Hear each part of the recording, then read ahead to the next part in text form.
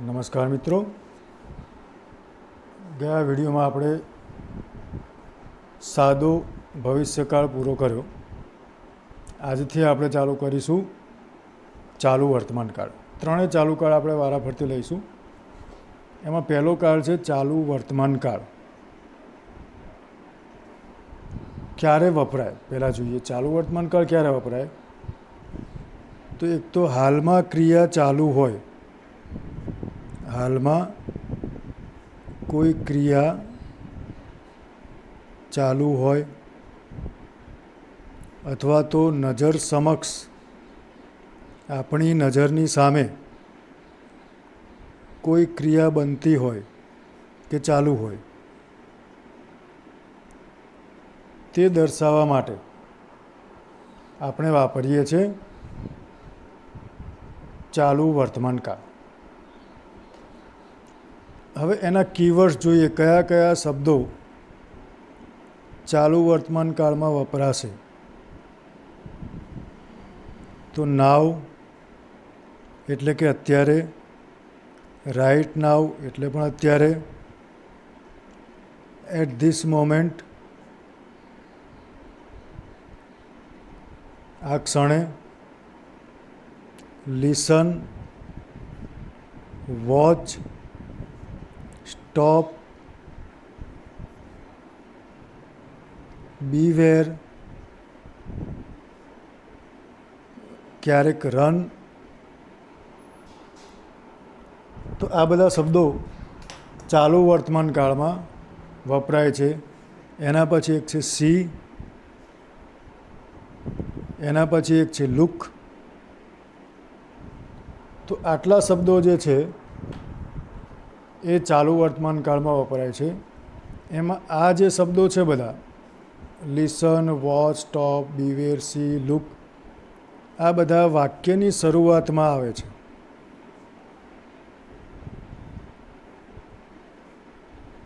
વાક્યની શરૂઆતમાં હોય.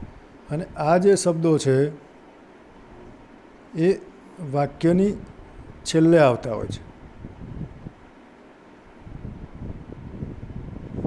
આટલા શબ્દો વાક્યની છેલ્લે આવે, આટલા શબ્દો વાક્યની શરૂઆતમાં આવે. તો એ શબ્દો ઉપરથી આપણને ખ્યાલ આવે કે વાક્ય ચાલુ વર્તમાનકાળનું છે.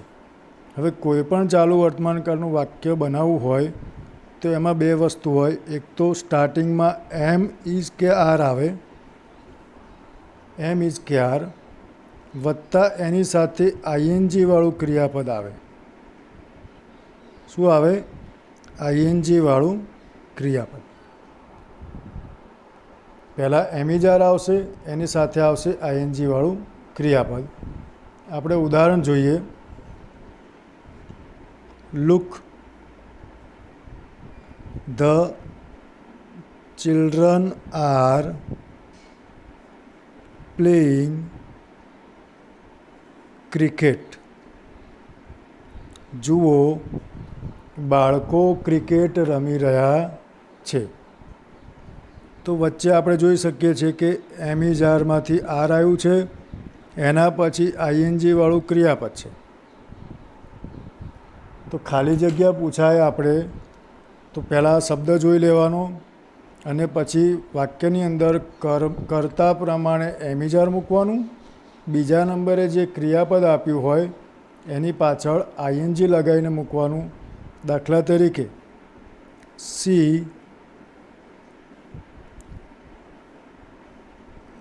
સમવન ખાલી જગ્યા હિયર.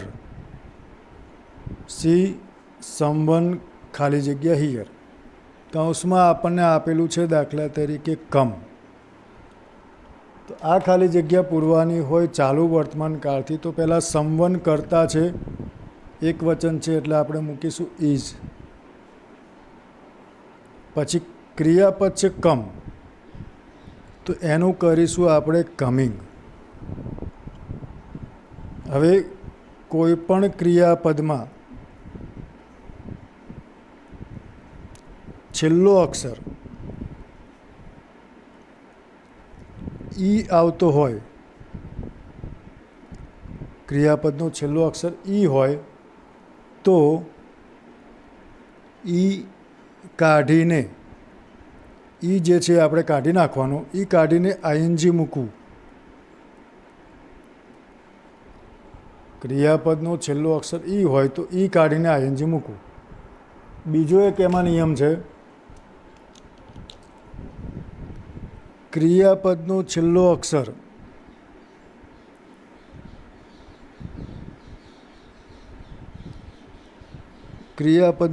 અક્ષર વ્યંજન હોય અને તેની આગળ એક જ સ્વર હોય તો છેલ્લો અક્ષર બેવડાય છે. બેવડાય છે મતલબ કે બે વાર લખીશું. છેલ્લો અક્ષર કયો હોય? વ્યંજન. અને તેની આગળ શું હોય? એક જ સ્વર હોય. તો છેલ્લો અક્ષર એનો બેવડાશે. કઈ રીતે? દાખલા તરીકે રન છે તો આપણે લખીશું રનિંગ. સ્કીપ છે તો આપણે લખીશું સ્કીપિંગ. તો આ બે નિયમ છે, આપણે યાદ રાખીશું કે છેલ્લો અક્ષર સ્વર હોય, વ્યંજન હોય અને એની આગળ એક જ સ્વર હોય તો છેલ્લો અક્ષર આપણે બે વાર મૂકીશું. દાખલા તરીકે ઉદાહરણ જોઈએ.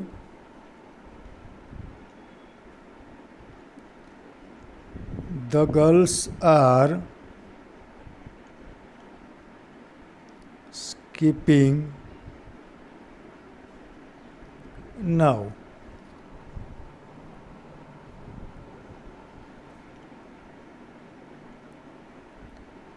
હવે બીજા સાદા વાક્ય આપણે જોઈએ અને એમાંથી સાદા પ્રશ્નો કઈ રીતે બનશે આપણે જોઈશું. દાખલા તરીકે મોહન ઇઝ સેલિંગ ટોયઝ નાવ. મોહન અત્યારે રમકડાં વેચી રહ્યો છે.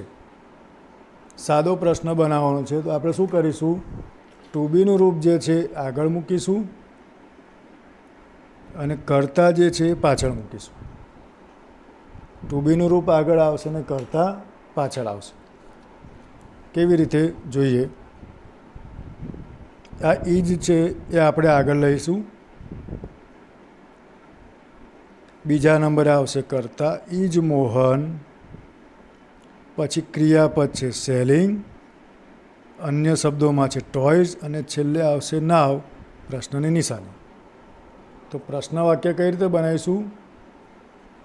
એમ ઇઝ આર પહેલાં મૂકીશું.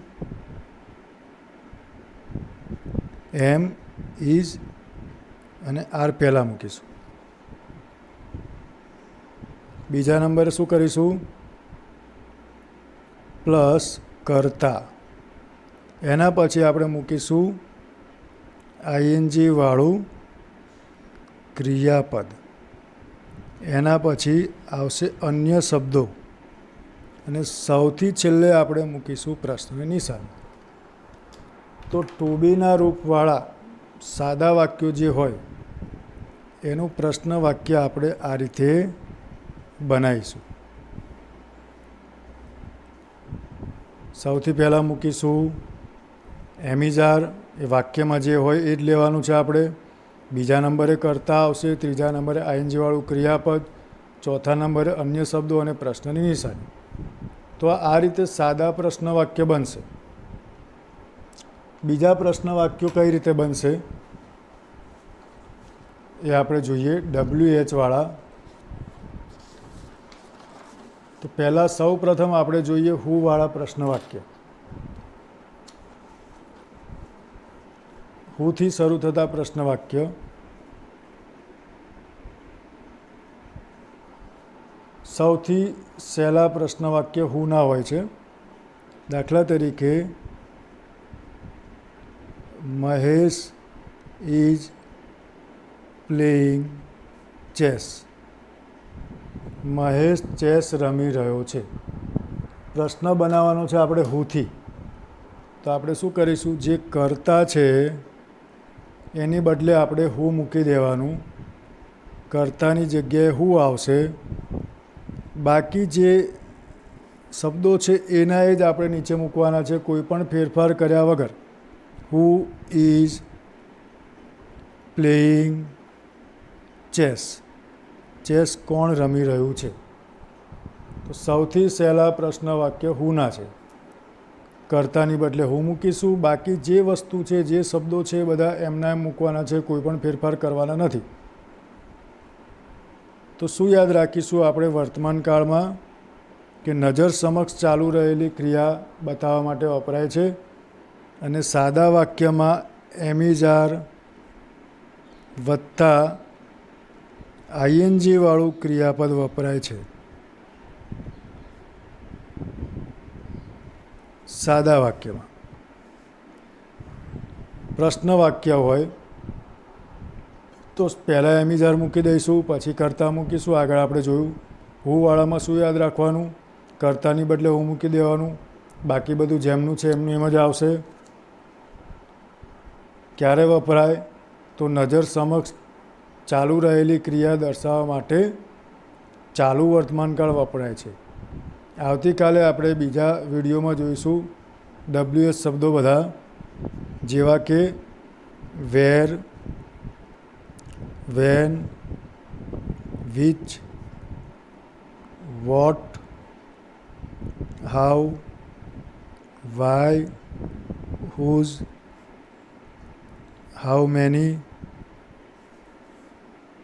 How much.